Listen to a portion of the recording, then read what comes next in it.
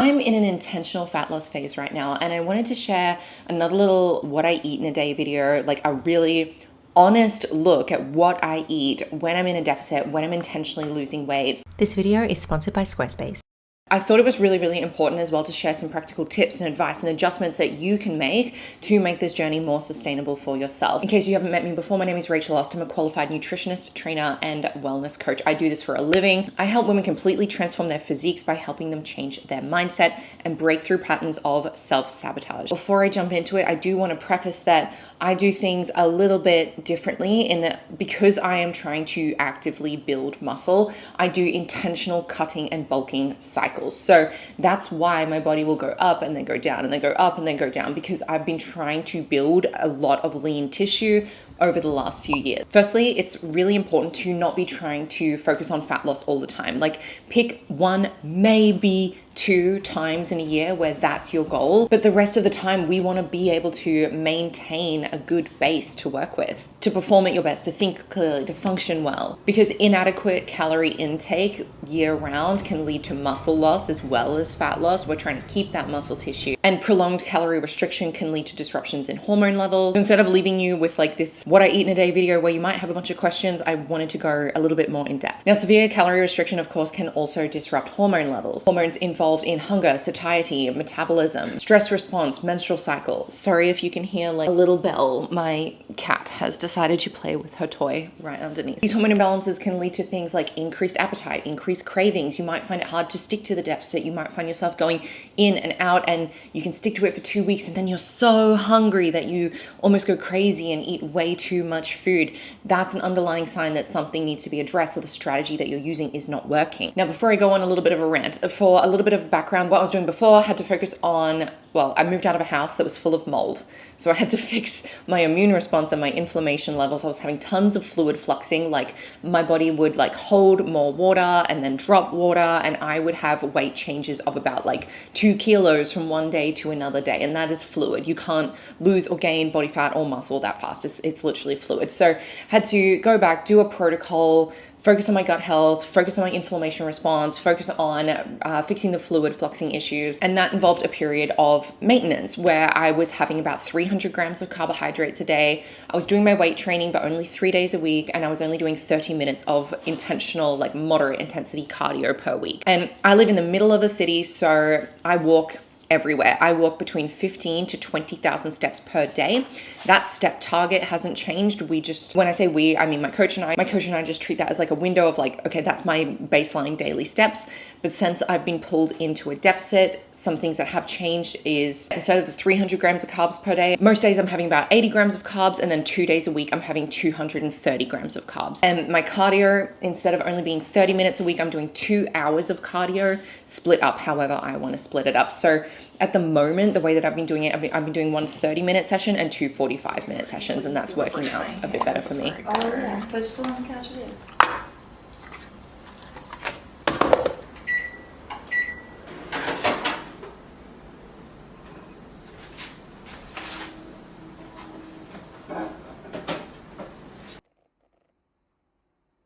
Now, I just want to take a second to thank today's video sponsor, Squarespace. Squarespace is an all-in-one website platform for entrepreneurs to stand out and succeed online. Whether you're just starting out or you're managing a growing brand, Squarespace makes it easy to create beautiful websites, engage with your audience, and sell anything. They have Fluid Engine, which is a next-generation website design system to unlock your creativity. You can start with these incredible website templates and customize every single detail. You can use their built-in analytics and insights to grow your business, set up an online store to sell your products, whether they're physical, digital, or service, and accept appointments on your Squarespace website. But don't just take my word for it. Jump in, start a free trial, see how it feels for you, and when you're ready to hit publish, you can use the URL which I had on the screen or I have down in the description box for a discount off your first purchase. And when it comes to changing your body composition, a really important piece of advice that I want to give you is shifting your mindset. I know that sounds really generic. Let me dive into it. Rather than viewing it as a restrictive period where it's just like, oh, I have these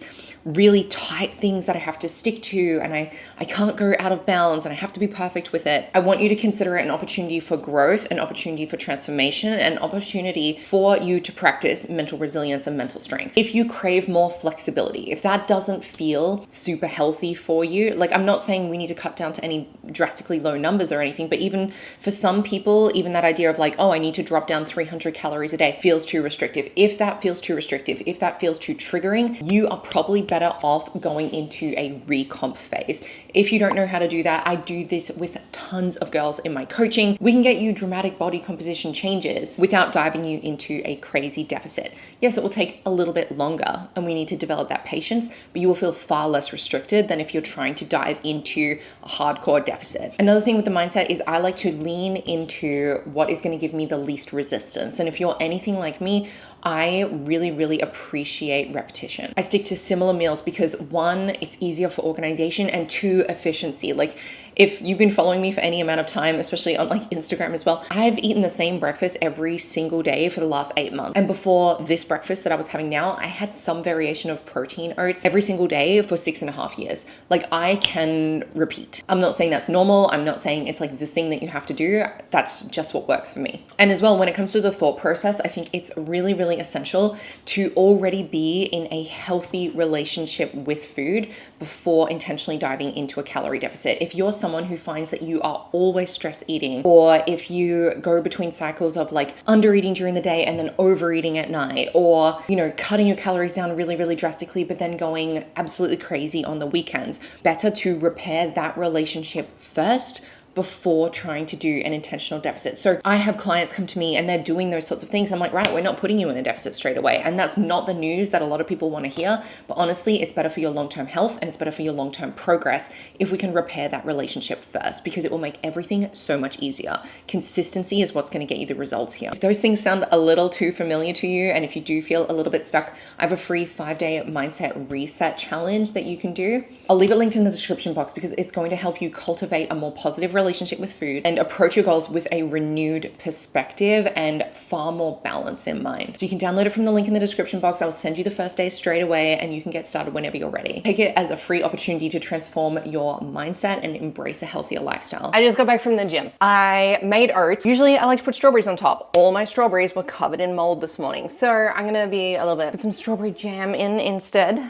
Here's the oats that I prepped. So when I made these, I did 30 grams of oatmeal, 70 grams of yogurt, a little bit of almond milk. I think it ended up being like 40 milliliters of almond milk, a scoop of whey, and some cinnamon. You could also add some nutmeg and some cardamom if you want a little bit extra flavor. And I'm just gonna do a tablespoon of strawberry jam.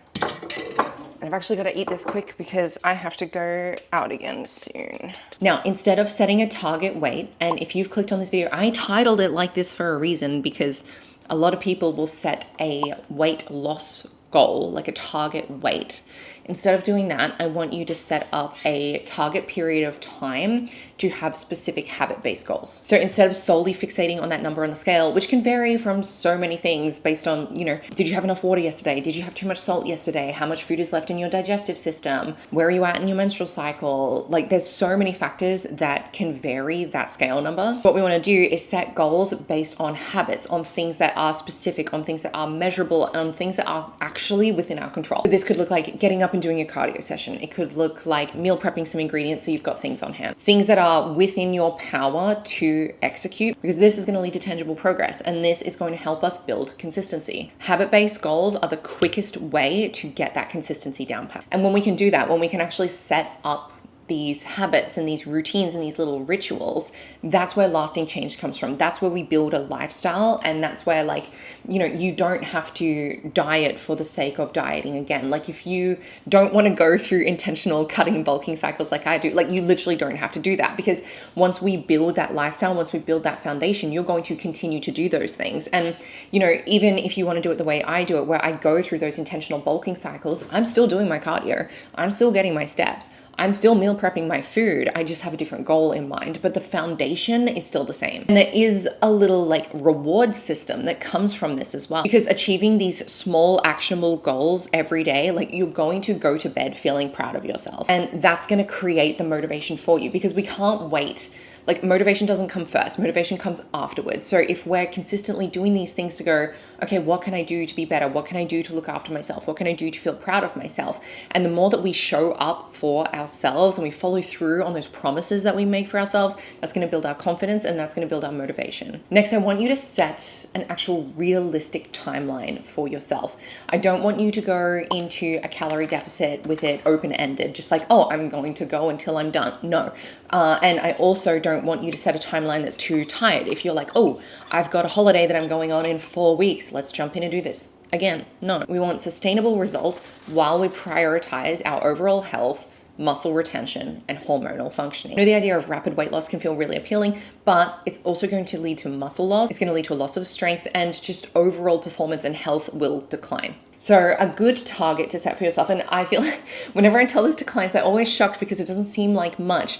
We only want to be losing about 300 to 500 grams per week. So that's like half a pound to 1 pound, really, because we want to be able to prioritize consistency and minimize that risk of muscle loss or of putting ourselves in too steep of a calorie deficit. So why do we want to keep the muscle? Well, we want to keep the muscle because this is essential to our metabolic rate. Muscle is an expensive tissue for our body to have. If we think about it in terms of like, let's say our body has a budget for what it can do with calories, muscle is more expensive. It is going to take more to keep it on. So if our calories are too restricted and muscle needs a lot of calories, our body is going to drop that off because it's like, it's too expensive. I can't keep it here. I can't afford to have this. On top of that, if we are realistic with where our calories are at, I'm not going to tell you how to set your calories. I have a calorie calculator somewhere on the Eat, Run, Lift website. There's plenty of tools that can help you do this, but I would recommend by starting tracking your actual food for a week and then go from there. Be realistic with it.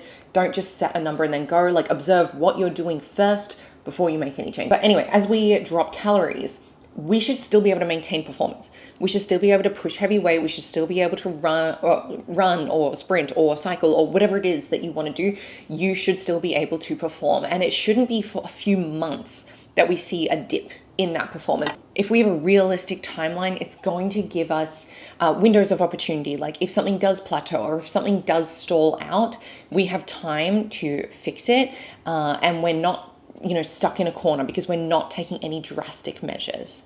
Like if you go, oh, I want to lose weight, and then suddenly you drop your calories down and you go and you add in like 30 to 40 minutes of cardio every single day, where do you go from there? You've cornered yourself. You're better off changing things in stages. Cute this is. Look how cute.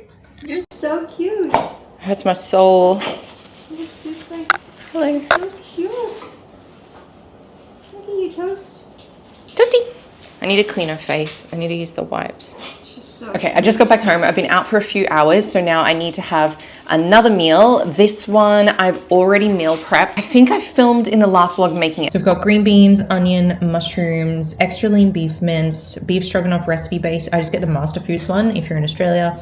And then low-fat sour cream. I use one 500-gram packet of beef and 2 tablespoons of sour cream for the whole thing, and pretty much a whole punnet of mushrooms. And then when I cook it up, it ends up being 3 servings. So you're roughly, it never weighs out perfect, but like 160-ish grams of beef per serve. I don't have it with any carbs because all my meals for the afternoon now don't have carbs in them. That's just around my training, and that's only while I'm in this deficit. So that's not like a permanent thing. It's just while we're doing this, and then eventually I'll be pulling the carbs back into the later meals in the day. Finally, I just wanted to remind you that whatever you think, you do. Your beliefs hold a tremendous amount of power over your actions. The way you perceive yourself honestly does shape your reality. And what you repeatedly tell yourself becomes ingrained in your subconscious mind. This is why shifting your internal dialogue is so important for growth and so important for transformation.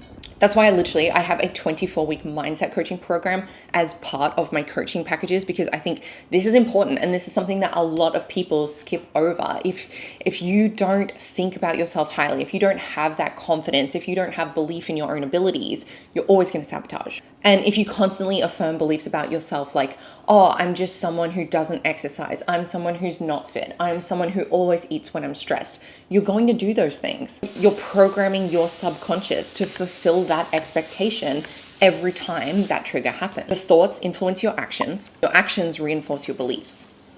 which creates this self-perpetuating cycle. But the good news is you do have the ability to shift this pattern by shifting your internal dialogue. So a good example, instead of saying, I always sabotage my nutrition when I'm stressed, what we can say instead is, I'm resilient and I'm capable of making healthy choices even in stressful situations. Because it doesn't say I'm perfect or anything like that. It's like, I'm capable of making these choices. It gives you that power back. By consciously choosing empowering language, you can begin to reshape your expectations and your beliefs. So I really want you to lean in and embrace the power of your thoughts, embrace the power of your beliefs to change your habits, to change your perspective, and to actually build the lifestyle that you want to have.